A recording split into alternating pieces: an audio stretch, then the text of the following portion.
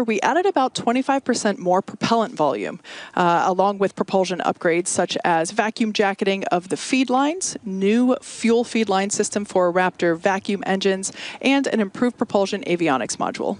Yeah, ship got a little bit taller. That extra prop's going to allow us to fly those longer missions.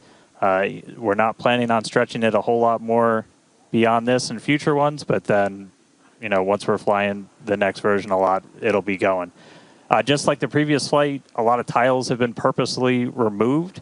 Again, we're trying to stress test all of the vulnerable areas, call this the missing tile test. Those tiles are removed in strategic locations all across the vehicle, including critical areas like those tanks and over the flap seals, as we use this flight to just really push those boundaries. In addition to that, we have some metallic tiles, again, that are being tested, including one on the right of this animation that has some active cooling built in. The vehicle's avionics also underwent a complete redesign with things like 4 upgraded Starlink terminals, combining Starlink, global navigation, and RF communications. You can see that location there on your screen. And on the sides of the vehicle, non-structural versions of the ship's catch fittings are installed to test the thermal performance, along with a smoothed and tapered edge on one section of the tile line to address hotspots that we observed during Flight 6. And once more, we're back at testing some radar sensors on those tower catch arms. We did that last flight. We're doing it again as we look for some additional ways to measure the distance between the arms and the vehicle. Catching the ship's going to be pretty different from catching the booster. It does that flip right before, so your antennas are going to rapidly reorient. And so just having any extra sensors on the ground side, you're adding extra layers of control while the ship and tower talk to each other for a catch. In another first, Starship will deploy 4 Starlink simulators. They are similar in size to our next-generation Starlink satellites. With unparalleled payload capacity and full reusability, Starship will be able to deploy our more advanced V3 Starlink satellites, which will revolutionize global connectivity with Starlink all over again. Each one of those Starlink V3 launches on a Starship is going to add about 60 terabits of capacity to the Starlink network. To give you some context, that's about 20 times the capacity of what we're adding with every V2 mini launch and a Falcon 9 right now. That's going to help us expand Starlink's network, expand its impact in the coming years as we expand that access to high-speed internet all around the world and eventually beyond. And the Starlink simulators that we're deploying today, they're going to be on the same suborbital trajectory as Starship. We expect them to demise as they enter in the atmosphere. And then Starship's trajectory itself looks very similar to our last several flights, splashdowns targeted in the Indian Ocean. And on top of all of that, we're also going to relight a single Raptor engine again while in space. We're just trying to get data on in-space Raptor burns. You're going to need those for deorbit burns when we're doing orbital missions, and eventually when we're doing missions way beyond Earth and we're on our way to Mars. Yeah, so just like you said earlier, Dan, there's a lot on Starship's plate for today. But one of the hallmarks of these Starship flights are the incredible views that we get throughout the flight, courtesy of Starlink. Every day, we're working to expand the Starlink network both on Earth and in space. For how all this connects us to the big mission, let's head back to Chris. Thanks, Kate. And as fans of Starship may know that Starlink enables us to bring you a lot of those unprecedented views, both from space and on Earth. Personally, I love all those epic views of the plasma wrapping around Starship during re-entry. So thank you to our Starlink teams who enable all of those amazing views and the information we get. Now, in addition to the dozens of cameras on Starship itself, as you see on your screen here, we also have mobile Starlink camera kits deployed in the middle of the Indian Ocean, as you're seeing from a previous flight. Starlink also allows us to connect our aerial cinematography units on the ground at Starbase and at other strategic camera spots around Texas and the world. And that's all part of how it comes together to help us tell the incredible story of Starship, both on and off the planet. So thanks to Starlink, Starship is now capable of streaming more than 120 megabits per second of real-time, high-definition video and telemetry through every phase of flight. This not only provides those incredible views of reentry for all of us, but also the invaluable engineering data to help our engineers rapidly iterate across all systems of Starship. And all of that streaming data today will be put to good use with the more than 30 cameras that are on the vehicle for today's flight. Now, Starlink is the world's largest satellite constellation operating in low Earth orbit to deliver high-speed, low-latency broadband internet. This provides internet access to people around the world, many of whom have never had connectivity before. As of today, Starlink is serving more than 125 countries, territories, and other markets, and has more than 5 million active customers and counting.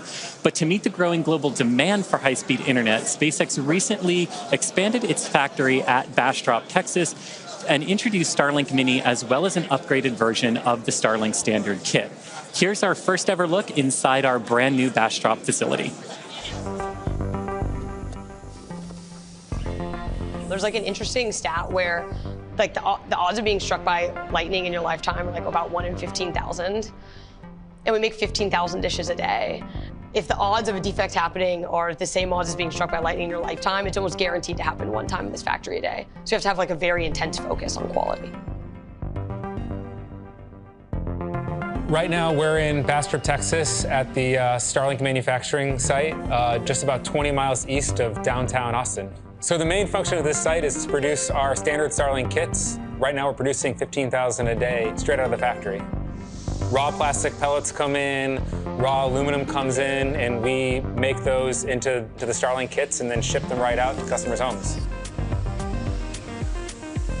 When you manufacture the product that you design in-house, you're forced to live with the mistakes. What that means is that you're very motivated to quickly innovate and iterate such that you can rapidly improve the process.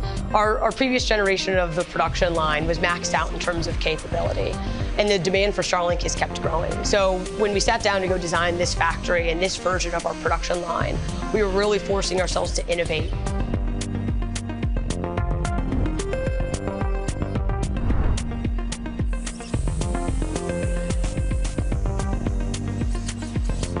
The future of this factory is growth. We're in the middle right now of constructing an expansion to our current factory. We're going to add over 1 million square feet of manufacturing space over the course of this year and allow us to continue to insource more of our manufacturing processes so we can continue to go from raw material to completed kit within the walls of this factory.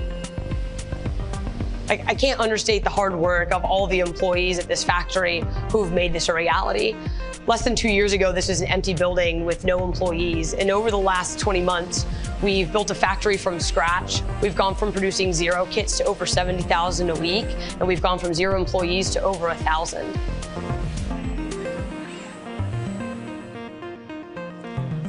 And it is incredible to see all of the tech in that facility that will help millions of people around the world the way they want to use it and the way that they need to use that technology. Definitely a lot of good things to come from our Bastrop facility. And while we're talking about the infrastructure that enables us to do all of these amazing things, you've probably seen some changes recently around Starbase. Coming online this year is the second tower at Starbase, and this tower has redesigned chopsticks and is built to accommodate the next generation of Starship and Super Heavy. It will have a redesigned launch mount and flame diverter system built to be rapidly reusable and hardy enough to withstand hundreds of launches at a time. Now, over at the production site down the road, we're also building a new integration and refurbishment facility called Gigabay. And Gigabay, as the name implies, will allow us to process more Starships at the same time over our current Megabays. But Gigabay isn't just for Texas. If that weren't exciting enough, we're also further expanding Starship operations into Florida, bringing production and launch capabilities to the Space Coast. As Starship flight testing, development, and launch cadence continues to pick up pace at Starbase in Texas, over in Florida, we're building a Gigabay as well. Gigabay will stand 380 feet tall and will provide about 46.5 million cubic feet of interior processing space and about 815,000 square feet of workspace. Now, as environmental impact statements continue for potential Starship launches and flights from both Launch Complex 39A at Kennedy Space Center and Launch Complex 37 at Cape Canaveral Space Force Station, we plan to complete the Starship launch pad at Pad 39A this year. And pending the completion of environmental reviews, SpaceX intends to conduct the first Starship launch from Florida from Launch Pad 39A later this year. Now, we're also interested in enabling Starship launches from Slick 37. And as part of this process, SpaceX has been given a limited right of entry for Pad 37 to conduct further due diligence at the site in order to move forward with the environmental impact study that's being led by the Department of the Air Force. Ultimately, we will have production, integration, refurbishment, and launch facilities in both Florida and Texas, driving the needed flight rate for Starship to help make humanity a multiplanetary civilization. And Kate, I could talk about this stuff for literally hours on end, but we've got a Starship to launch today. So how are things looking 11 minutes before launch here? Yeah, it's pretty cool that we're getting close to go time. Quick update on range and weather. For the range, the area around the pad has been well cleared. This includes the land, air, and sea space. So all is clear on the range front. That also applies to over in the Indian Ocean. The sea and airspace has been cleared as well for ships re-entry. Once again, we are making a soft splashdown in the Indian Ocean. So just the buoy cams are out there, and we'll get some great videos once again. Weather, we have a 35% chance of violating the weather the weather constraints for launch today. So it's not perfect, but it's not bad. Visibility also not so awesome. We can see the tower here. We're 2 miles away from the launch pad, but visibility around the greater area might be a little challenging. Yeah. In terms of the vehicle itself, so right now you can see we're almost done loading prop on ship, almost done on booster. If you tuned in and heard earlier, we did hear talk about a flight controller hold going in. So just a reminder, all that means is we wouldn't be able to pass that T-minus 40-second mark. They're literally talking about it right now on the loops that they think they've got the problem figured out. It was an issue on the booster where we think we will be clear by about the T-minus 2-minute mark, and we will be able to move right through that T-minus 40, hopefully. So, prop load continuing. We're not holding or anything yet, and we're expecting that issue to clear before we get to that T-minus 40 mark. This morning, though, we did all of the usual checkouts, aligned the navigation systems, did all of our booster and ship tank purges, got them ready for prop load, chilled down the pad, which you can see all the cryo right now. Chilling. Things are pretty chilly out there. Prop load's been going. We just did a flap check out. We also do a wiggle check out on the chopstick arms as well.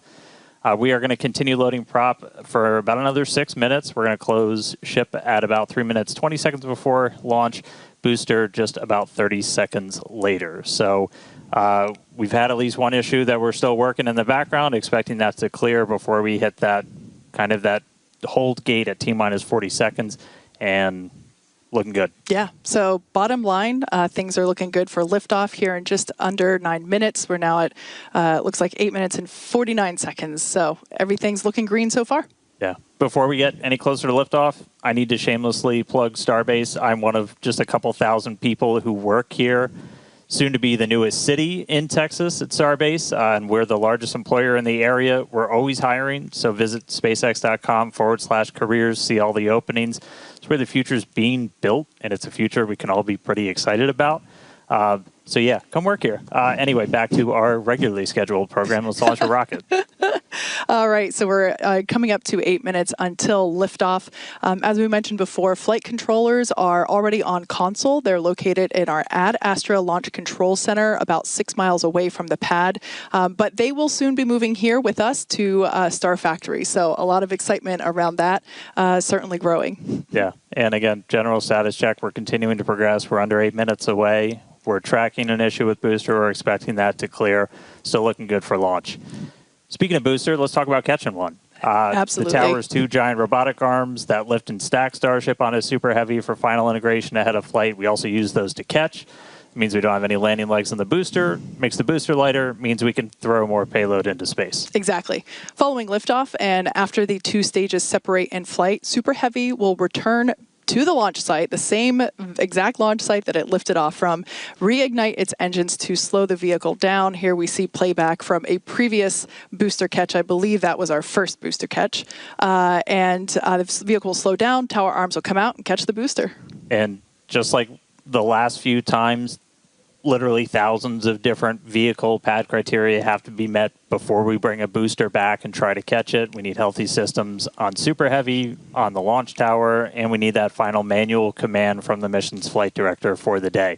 If that command isn't sent before we finish the boost back burn, or if any of those automated health checks kick us out, the booster defaults to a trajectory, takes it to a landing burn and a soft splashdown in the Gulf. Yeah, we have said it multiple times before, but it still holds true today.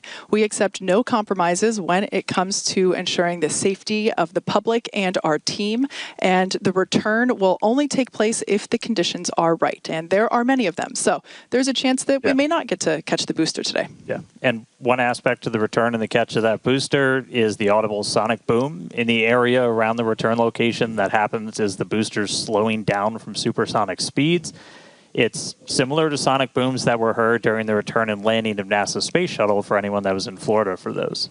Sonic booms like these are unique to vehicles returning from space and are one of the hallmarks of reusable systems like our Falcon 9 and Falcon Heavy vehicles. The general impact to those in the surrounding area of a sonic boom is basically a brief thunder-like noise. And I've heard sonic booms before, but I got to experience my first in-person Starship sonic boom on Flight 7, and I can confirm it's pretty fun to experience.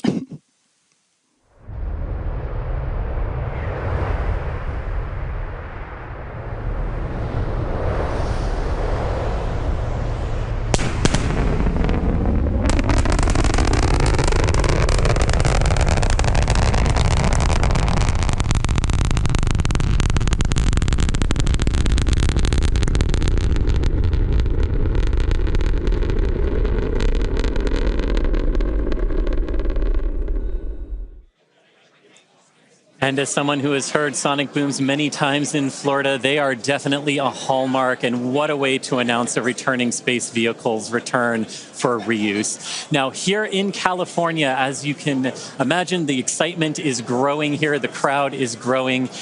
Kate mentioned our flight controllers in Ad Astra in Texas. Here in Hawthorne, we also have controllers on console in Mission Control, helping those teams in Texas monitor Starship's various systems, including the avionics and those 39 Raptor engines that were built right here in Hawthorne.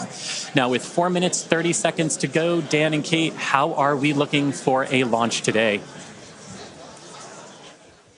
So we are still looking good. We're just about fully topped out on propellant on both vehicles. The closeout's going to be coming up in about a minute on ship, and then about 30 seconds later on the booster. We are still hearing chatter in the background about the booster issue that we're tracking.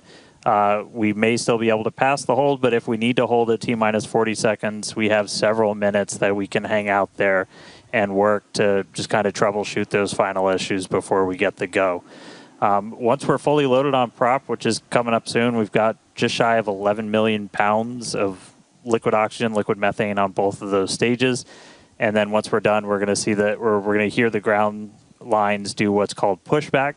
So all of that propellant gets pushed out of those lines back to the tanks, clearing the pad for launch.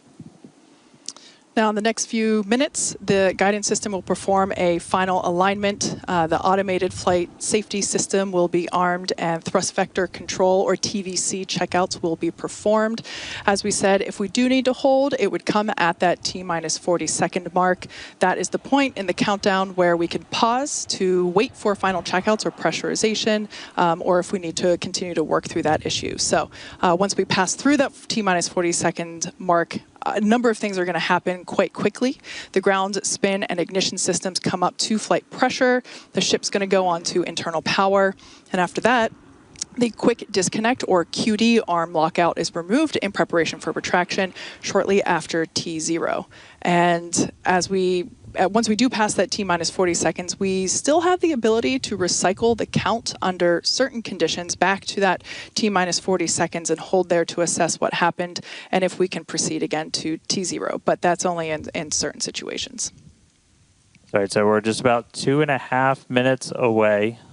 We do have a couple of things, like if we hit T-minus 10 seconds and you see water start flowing out of the deflector, that is a reason for us to scrub for the day, is that's once it's turned on, it doesn't turn off, and then we'll have to refill the tanks on both the water farm and the prop farm. Our team's gotten really, really good at refilling stuff really quick, so we can reposition for about a 24-hour recycle if we need to. Yeah. But speaking of we're things, coming up. We're coming up just under 2 minutes away. Now hearing we might hold at that T-minus 40-second mark while they still talk through a couple of troubleshooting steps. But again, if we hold there, we can hold there for several minutes, even with all prop fully loaded on the vehicle before we can release the hold and decide to move forward.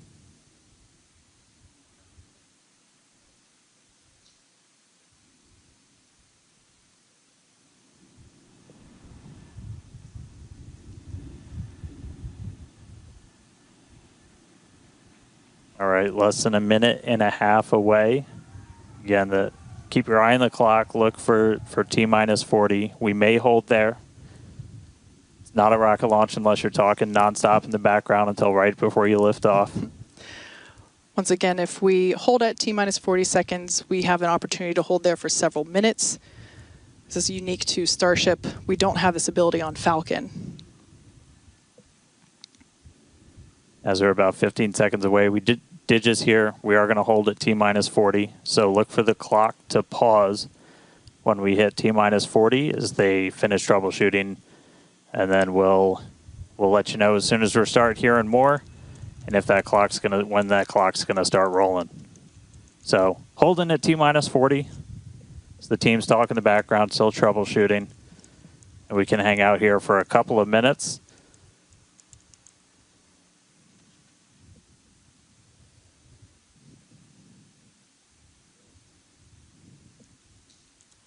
All right, and it sounds like we cleared the issue on the booster. We're now holding for a late braking issue with ship, so they're talking through that right now. Dan, you mentioned things that we've gotten really good at. It's incredible to think that we just stacked this vehicle earlier this morning, and we're already, through prop load. Prop load's pretty much complete and ready to go. It's a very slimmed down timeline. Yeah, this by far will be our fastest. We stacked the thing for the first time ever with these vehicles less than 24 hours ago. We really want to get to a point where we can, fly rapidly, fly as quickly as possible. And so this is definitely a case to try and push that forward. No wet dress or anything like that with these vehicles. Absolutely. And should this booster come back for a successful landing, you were talking about the rapid part of rapid reusability. This booster may fly on a future Starship flight if we're able to catch it and bring it back online. So for those of you that have just recently joined us, we have paused at T-minus 40 seconds just to assess and work through a problem that popped up in the countdown, and we are holding here as the teams troubleshoot it. We believe that we have put in a solution and we will be able to proceed, but we have some chatter on some nets indicating that we're just holding here for a few more seconds. Now, this is a great opportunity for the teams. This is unique on Starship. We don't have this ability on Falcon to hold here, partially because there's just so much propellant that it takes longer as a whole for it to cool down with that amount of volume that we have compared to the Falcon vehicle. But this T-minus 40-second hold is pretty cool because basically everything that would have been a scrub is actually just an opportunity to hold here and work through it. Or I should say many things, not everything.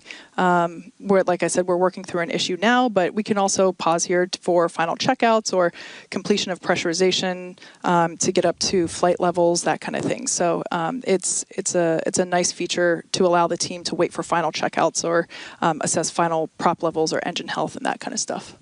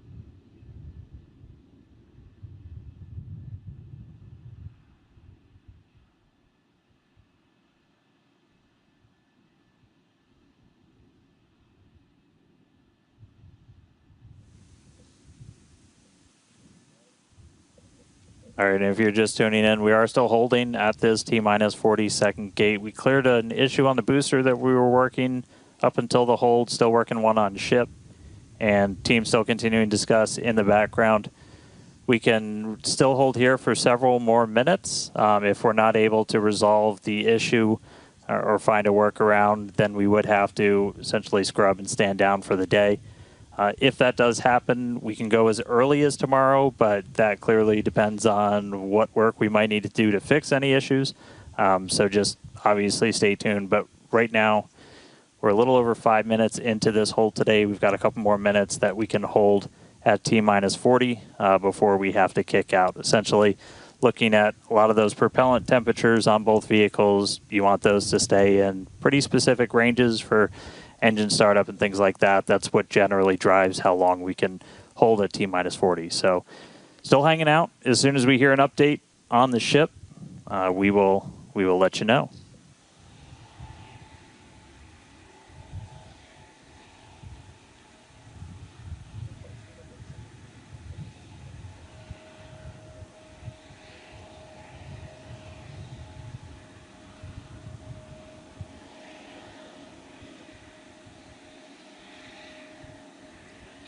Starting to sound like we might have a decision real soon.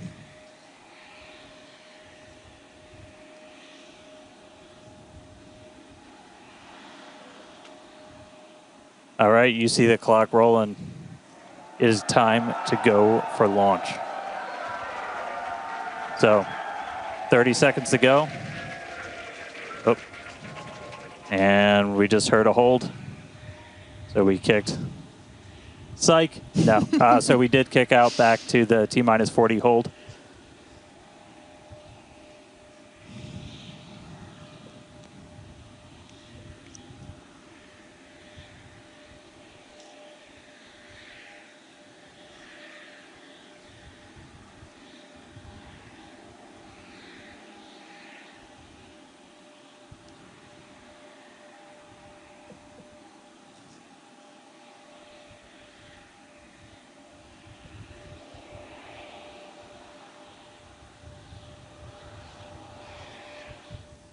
All right, so as we started counting back down, we did trip a few more holds automatically from the booster itself.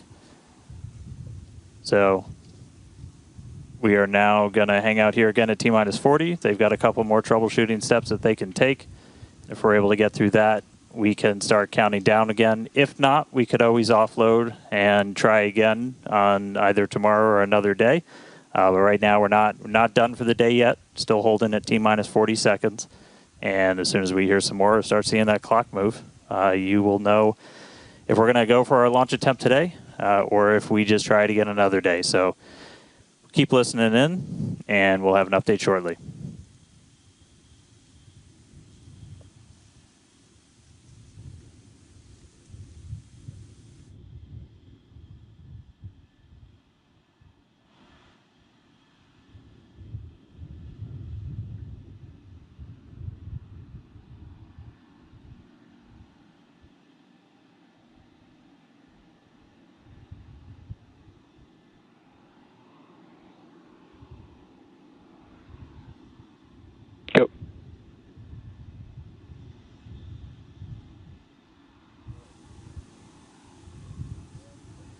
All right, and we did just hear the call. We are going to offload for today. So we had a couple of holds trip as we started counting down from T-minus 40 again.